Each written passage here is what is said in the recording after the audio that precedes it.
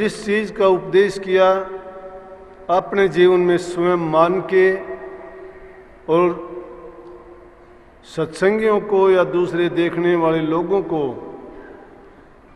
ये दिखा के करवाने का प्रयास किया कि हर काम स्वयं करना चाहिए,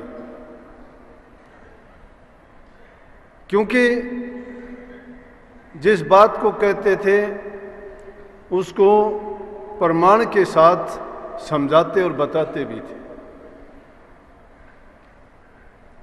और उन बातों के साथ साथ जो उन्होंने करने का सीधा, सुगम और ऐसा आसान तरीका जीवों को समझाया, बताया जिसको हर जीव कर सकता था। वैसे तो हमारा मत राधा स्वामी मत, जिसमें सूरज शब्द के योग पर बल दिया जाता है,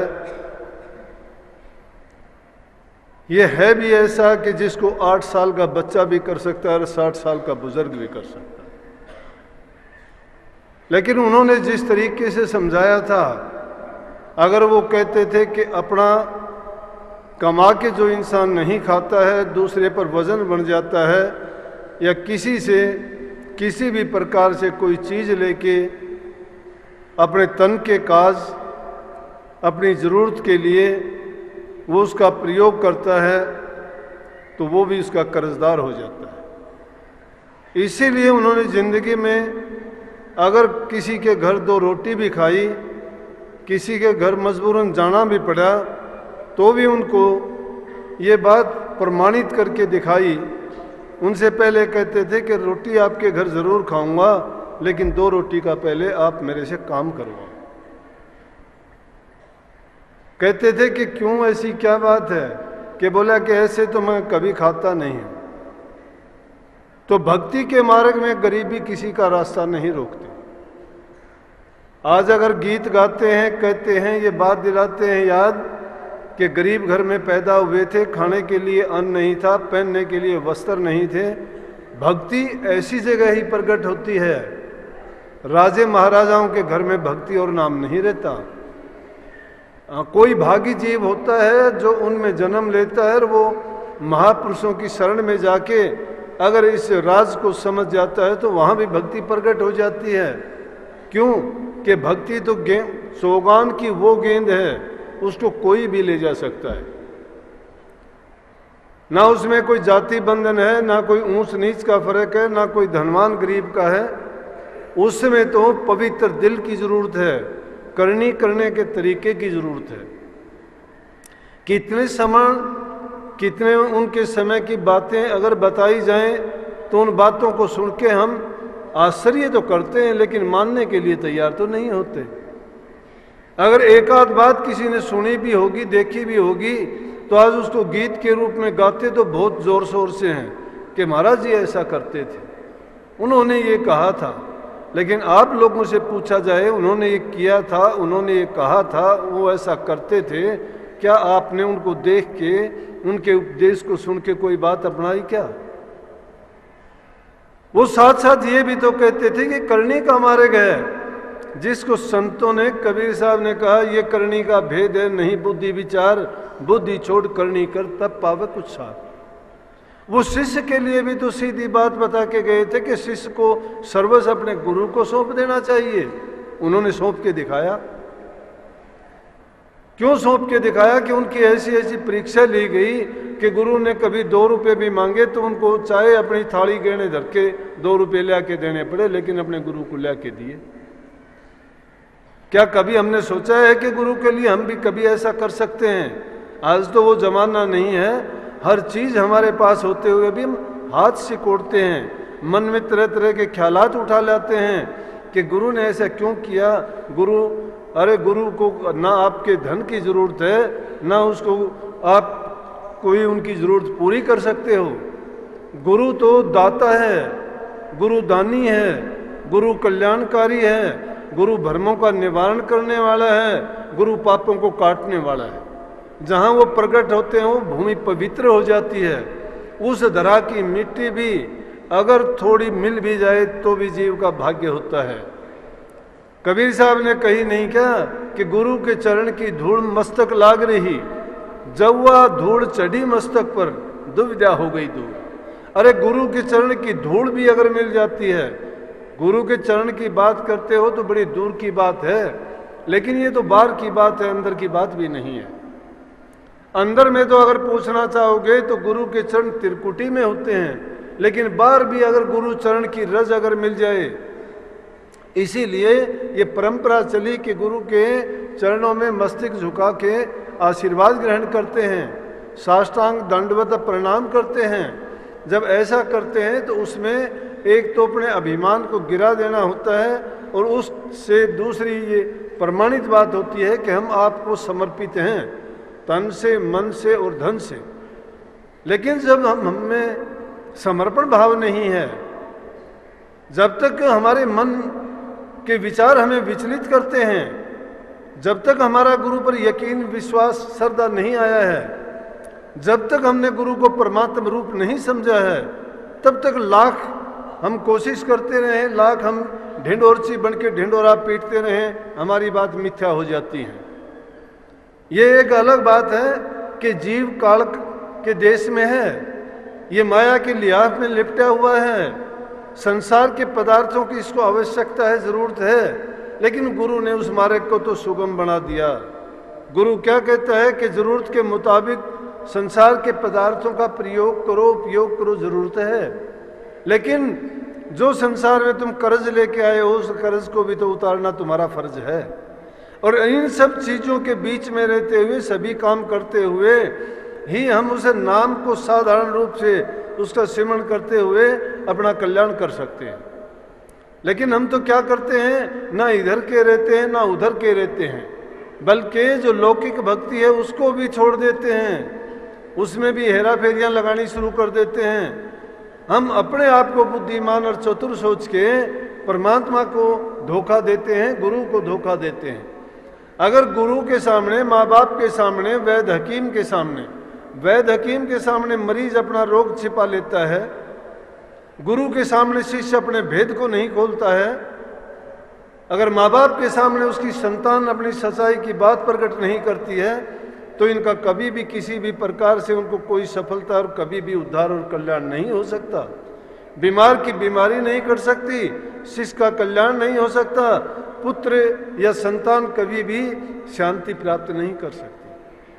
इसलिए अपने मन के जो भेद हैं उनको उनके सामने प्रकट कर देने चाहिए। और भक्ति की तो ऐसी चीज है, ये भक्ति की रीत जो चली थी, इसमें हृदय को पवित्र करने की बात कही। तो इन बातों को वो इतनी सुगमता से कहते थे, इस संसार के बंधनों को ये ऐसे साधारण और सरल तरीके से उन्होंने प्रकट करके क्या कहा कि भाई बंध और कुटुंब कबीला सब मतलब की यारी है। कितनी कमाल की बात है, गौर करके देखिए आप, एक एक वचन को सुन के देखिए। भाई बंध और कुटुंब कबीला सब मतलब की यारी है, अपना मतलब निकल गया फिर लगता सबको खारी है, क्यों आया था क्या करना है ये भी बात विचारी है, तारा चंद्र है चोरों के संग उसकी क्या साहूकारी है। दुनियादारी को, संसार के रिश्ते नातों को कितनी खूबी से बता दिया कि भाई बंधु रिश्ते नाते सभी हैं, हम कबीलदार हैं, कुटुंब वाले हैं, संतान वाले हैं, दुनिया में रहते हैं, क्योंकि उनका भी हमारा कर्ज का लेन देन है। इस बात से इनकार नहीं किया जा सकता कि ये जीव यहाँ संसार में अपना कर्ज देने लेने के लिए आता है। ये जब कर्जदार है इसीलिए तो बार बार जन्म और मरण के चक्कर में आता है, लेकिन वो तो एक अलग बात थी। 84 लाख की योनियों में ये जीव भटकता रहा, अज्ञान के बस्ता बेचारा, क्योंकि ज्ञान नहीं मिला था। पर इंसान का जन्म मिलने के बाद में, गुरु मिलने के बाद में, शास्त्रों में इसके बारे में कितनी जगह वर्णित किया गया है। महापुरुषों ने कदम कदम पर इन भटके हुए जीवों को रास्ता दिखाने का प्रयास किया है। क्यों कि गुरु अगर मिलता है तो इंसान के रूप में मिलता है, और इंसान का चोला मिलता है ये बहुत मुश्किल से मिलता है। देवी देवता जिसके लिए बार बार ये कहते रहते हैं कि हमें इंसान का चोला मिल जाए, मिल गया, हमें इंसान का चोला मिला, भाग्य से हमें गुरु मिला, उससे भी बड़ा भाग सत्संग प्राप्त हुआ, जो देवताओं को भी प्राप्त नहीं होता है। सत्संग मिलना बड़ा मुश्किल है, गुरु की सेवा मिलनी बड़ी कठिन है। मात पिता मिल जाएंगे, 184 माह गुरु सेवा और बंदगी फेर मिलन की ना। गुरु की सेवा नहीं मिल सकती। गुरु की कौन सी सेवा कि अगर आप चाहते हो कि गुरु के चरण दबा लिए सेवा हो गई? नहीं। अगर गुरु को तुमने कोई चीज भेंट चढ़ा दी सेवा हो गई? नहीं, गुरु की सेवा नहीं है। अगर तुमने गुरु के कहने से कोई काम और कर दिया, वो गुरु की सेवा नहीं है। गुरु आपसे क्या चाहता है? गुरु चाहता है कि जो नाम की बख्शीश आपको की गई है, उस नाम की कमाई करके आप अपने जीवन को सफल करो, कि ताकि आपका फिर संसार में आना जाना ना हो। संतों का है सिर्फ दुनिया वही जीवों के कल्याण के लिए आना होता है। तरवर सरवर संत जन चौथे बरसे में परमार्थ के कारण ये चारों धारे थे। ये इनका अपना कोई स्वार्थ नहीं होता है। तरवर पेड़ का अपना कोई स्वार्थ नहीं, फल पैदा करता है, हमारे लिए पैदा करता है। वो हमारे दूसरे के हित के लिए, दूसरे के कल्याण के लिए, भलाई के लिए। सरवर अपने लिए पानी नहीं, उसको पीने की जरूरत नहीं, उसके अंदर है, लेकिन उस पक्षी पीते हैं, जीव जानवर पीते हैं, दूसरों के लिए परोपकार का काम करता है वह। और संत जन भी उनका अपना कोई काज नहीं होता। जो खुद तिराया होगा उसको क्या करने धरने की जरूरत होती है? ये तो एक दुनियादारी की रस्म रिवाज के लिए वो ऐसा दिखाने का प्रयास करते हैं, लेकिन उनको करने की जरूरत नहीं होती। लेकिन उनको दिखाना क्यों पड़ता है कि ये जीव भटका हुआ माया का गुलाम है, ये समझता है गुरु कुछ नहीं करता, तू भी ना कर। ये भ्रम पड़ जाता है। अरे गुरु कोई यहाँ से नहीं आता, गुरु तो सत्य पुरुष के हुक्म से यहाँ प्रकट होके आता है। उनके ड्यूटी लगी होती है, उनको करने कराने की क्या जरूरत है? वो तो करे कराए हुए संसार में आते हैं। इसलिए हमें इस भ्रम में नहीं पड़ना चाहिए।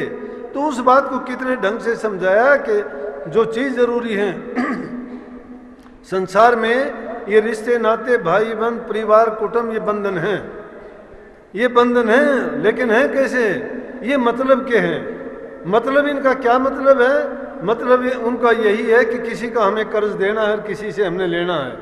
अगर नया कर्म किसी से बनाते हैं तो उसके लिए हम कर्जदार बन जाते हैं, वो कर्जा हमारे सिर पर होता है और उस कर्ज को चुकाने के लिए बार बार आते हैं।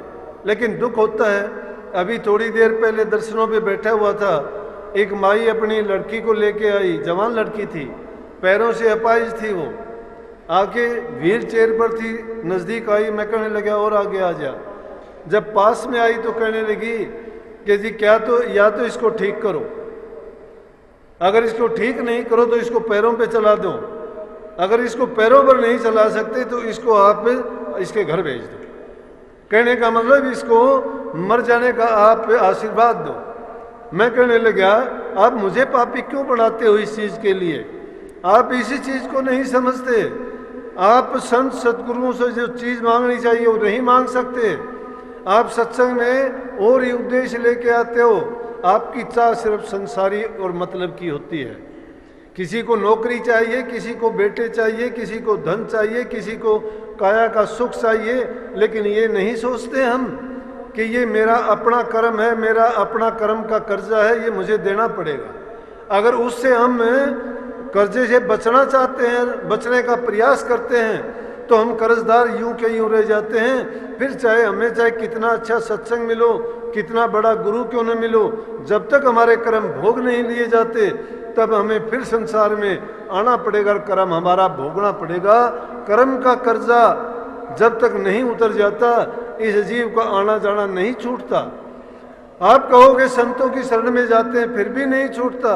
संतों की शरण में जाके जो संत कहते हैं उस वचन को मान के अगर तुम चलते हो, उनकी मर्यादाओं का पालन करते हो, तो निश्चित रूप से आपका कर्म का कर्ज पूरा हो जाएगा। वो कैसे हो जाएगा? अगर आपने किसी से कर्जा लिया है, आप उसको पैसे नहीं दे सकते, उसके एवज में आप उसके घर में कोई काम करोगे, आप कहोगे मैं तेरा ये काम कर देता हूँ, मेरा कर्ज उतार देना, उतार देता है। कहता है ठीक है तू मेरा काम कर, जब मेरा कर्ज पूरा हो जाएगा मैं तेरी छुट्टी कर दूंगा। इसी प्रकार से नाम में वो शक्ति है। गुरु से जब नाम लेते हैं, नाम की दीक्षा को लेके नाम की कमाई करेंगे तो कर्ज उतर जाता है वो, और जब कर्ज उतर जाता है तो जीव का कल्याण अपने आप हो जाता है, क्योंकि जीव को बताया जाता है कि किसी भी चीज में अपनी आस्था ना रखो। तो क्या कही उसमें बताई कि भाई बंद और कुटुंब कबीला सब मतलब की यारी है, अपना मतलब निकल गया फिर लगता सबको खारी है। जब उनका मतलब निकल जाता है, माँ बाप जब तक कमाते हैं, काम करते हैं, मेहनत करते हैं, सबको अच्छे लगते हैं। बैल जब तक हल में चलता है, तुम्हारी खेती बाड़ी का काम करता है, गाड़ी चलाता है, उसको कोई भी काम जब तक वो देता रहता है तब तक वो अच्छा लगता है। लेकिन अगर कोई चीज़ जो काम देने लायक नहीं होती, तुम उसको इसी तरह से तोड़ के भगा देते हो। जिस प्रकार से माता पिता भी इतने प्यारे जब तक धंधा पिटे सारा, माँ बाप इतने प्यारे लगते हैं जब तक वो पूरा काम करते हैं, नहीं तो उस माँ बाप को भी तोड़ के एक तरफ भगा देते हैं। रहने के लिए घर नहीं देते, खाने के लिए रोटी नहीं देते, बीमार तकलीफ होती है उनको, दवा पानी नहीं करते। मैं तो कहता हूँ काफ़ी ऐसे मिलते हैं उनको घरों से निकाल देते हो, मतलब निकल गया तुम्हें खारी लगने लग गया हो। अब वो अच्छा नहीं लगता, ये नहीं सोचते कि इसने तुझे ओढ़ जोड़ करने में, तुझे पालने में, तुझे इस लायक बनाने में अपना जीवन खो दिया। इसने कितने कष्ट उठा के भी तुझे इस लायक बनाया है, और आज तू इसकी संभाल नहीं करता। तो दुनियादारी का ये झमेला है कि जब अपना मतलब निकल जाता है तो सबको खारी लगता है। और इंसान इस दुनिया में क्यों आया था, क्या करना है, ये बात नहीं विचारता। क्यों आए थे हम, इसलिए तो आए नहीं कि रोटी खाई, पेट भर लिया, संतान पैदा की, रात को सो गए, सुबह को उठ के अपने काम पे चले गए, कोई खाया पिया ऐश करा, कभी सोचा भी नहीं कि आखिर होगा क्या, हमने क्यों जन्म लिया था और क्यों संसार में आए थे। ये मैं उन्हीं परम पुरुष की वाणी कह रहा हूं कि जिन्होंने उस बात को कितनी सुगमता से कहा और इसमें वो आध्यात्मिकता की चीज भर दी। हमारा आने का उद्देश्य ये था कि हम संत सतगुरु की शरण में जाके नाम लेके और नाम की कमाई करके अपने जीवन को सफल बनाते, संगत और सतगुरु की सेवा करके अपने कर्म को काट लेते, अच्छे और नेक काम करके हम अपने मन के अंदर शांति प्राप्त करते, घर में, परिवार में, समाज में प्यार और शांति कायम जब हो जाती तो हमारा जीवन सफल था। परोपकार और दूसरे की सहायता और मदद और वो सारी चीज़ें अगर हम अच्छी तरह करते तो हमारे दिल में भी शांति होती, जिसके लिए भला करते वो भी उससे आनंद प्राप्त करता, जिससे उसके बदले में अच्छी दुआ देता। तो कही गई कि क्यों आया था, ये विचार करने का तो समय ही नहीं है। क्यों आया था, क्या करना, ये भी बात विचारी है। कहता है तारा चंद्र चोरों के संग उसकी क्या साहूकारी है। जो एक अच्छा इंसान अपने आप को कहता है मैं अच्छा इंसान हूँ, लेकिन रहता किन के बीच है कि जिनके दिलों में धोखा है, चढ़ है, कपट है, बेईमानी है, हेरा फेरी है, ठगियाँ हैं। ऐसे इंसानों के बीच में रहने वाला उसको कैसे आप अच्छा और साहूकार बना दोगे। ये खूबी तो संत सतगुरु में होती है। जिस प्रकार से पारस पत्थर के पास अगर लोहे को ले जाते हो और पारस पत्थर उस लोहे को छू देता है तो उसको सोना बना देता है, लेकिन संत सतगुरु में वो शक्ति है कि वो लोहे को सोना नहीं, वो बिगड़े हुए जीव को सिर्फ इंसान नहीं बनाता, देवता नहीं बनाता, संत सतगुरु तो उसको अपने जैसा ही बना लेता है। लेकिन किन को बनाता है कि जो बनने के लिए तैयार होता है और अपना ऐसा काम करता है, उसके लिए उनको चाहिए समर्पण भाव। समर्पण भाव में वो अपने आपे को त्याग दे। जिस प्रकार से लकड़ी जब मिस्त्री को अपना आपा दे देती है तो मिस्त्री उसको काट काट के टुकड़े बना देता है, लेकिन बाद में जब उससे चीज़ तैयार करता है तो कितना मान सम्मान पाती है। यही लकड़ी जो हमारे सामने है, ये भी जंगल में एक आड़ी टेढ़ी लकड़ी थी, लेकिन इसने अपने आप को किसी जानकार को जब सौंप दिया, उसने इसको काटा, छीला, सुखाया और इसको अच्छी तरह से एक ढंग दे के टेबल बनाई, कुर्सी बनाई, अलमारियां बनाई, उसको इतना सुंदर रूप दे दिया कि इंसान उसको सिर पर उठाए फिरता है। इसी प्रकार से दर्जी कपड़े को क्या करता है, टुकड़े टुकड़े बना देता है। अगर टुकड़े में जान होती तो टुकड़ा शिकायत करके उस दर्जी का भला बुरा कहता कि तूने मेरी क्या हालत कर दी, लेकिन वही कपड़ा बाद में सीके उसको कितनी वो देता है कि जिससे उसको इज्जत और सम्मान मिलता है। इसलिए जब तक हम अपना आपा किसी को नहीं सौंपते हैं, किसको सौंपें? अपने से जो ज़्यादा शक्तिशाली है उसी को सौंपें। हम जब अपने आप को गुरु के अधीन कर देते हैं, अपना आपा इसी प्रकार से समर्पण गुरु को कर देते हैं, ये नहीं कहने से या जबान से बात नहीं बनती। अपने अंतर मन से निर्विरोध से किसी प्रकार का हमें उसमें सवाल नहीं उठाना चाहिए। गुरु भला करता है, बुरा करता है, लेकिन गुरु भला बुरा क्या करता है? अगर बुरा करता है उसमें भी हमारा कल्याण करता है। गुरु अगर हमें डांट डपट करता है तो हमारे कर्म काटता है। गुरु हमारे से प्यार करता है तो समझो कि हमारी नाम में और करनी में उन्नति करवाता है। इसलिए गुरु के चरणें लग के, गुरु की शरण में जाके उनके प्यार आशीर्वाद को जो जीव प्राप्त कर लेता है तो उस जीव के कल्याण होने में कोई किसी प्रकार संदेह नहीं रह जाता। लेकिन अगर पर्दा रखता है, अगर बीच में पर्दा पड़ जाता है तो चाहे लाख कोशिश करो। किस प्रकार से कि एक इसी प्रकार से शिष्य था गुरु का, गुरु के पास चला गया और उसने उसको कहा कि काफ़ी दिन उनके पास रहा, लेकिन उसमें शिष्य में कोई परिवर्तन नहीं आया। उसको पता था कि गुरु के पास पारस पत्थर है। उसने पारस पत्थर रखा था संदूक में, और संदूक था लोहे का, लेकिन उसको कपड़े के अंदर लपेट के रखा था। एक दिन वो शिष्य से कहने लगा कि जाओ उस संदूक में पारस पत्थर रखा है, उसको लेके आओ। वो शिष्य गया, उसको लेके आया, लेकिन शिष्य ने बात सुनी हुई थी कि अगर पारस पत्थर से लोहा छू जाता है तो सोना बन जाता है। जब लेके आया तो गुरुजी से प्रश्न किया कि गुरुजी आप ये बताइए कि बार बार आपने भी फरमाया है और भी काफ़ी जगह ये बात आई है कि कहते हैं जब पारस पत्थर लोहे से छू जाता है तो सोना बन जाता है, लेकिन अपना संदूक तो लोहे का है और उसके अंदर ये रखा था, वो सोने का क्यों नहीं बना? बोला कि तू इसको देखता है? बोला हाँ देखता हूँ। बोला कि पारस पत्थर के ऊपर क्या है? बोला कपड़ा लिपटा हुआ है। कहने लगा इसी तरह से जब शिष्य भी अपनी बारे आवरण से ढका रहता है, अपने विचारों और ख्यालात में ही फंसा रहता है और वो गुरु के सामने अपना भेद प्रकट नहीं करता है, गुरु के बीच में पर्दा रखता है, जिस प्रकार से पारस पत्थर लोह के बीच में पर्दा पड़ गया, ये सोने का नहीं बना सका उसको, इसी प्रकार से वो गुरु का दोष नहीं, गुरु का दोष नहीं होता, क्योंकि शिष्य भी अपने बीच में पर्दा जब बना लेता है तो नहीं होता। अब अपना आपा सौंपना बड़ा मुश्किल हो जाता है।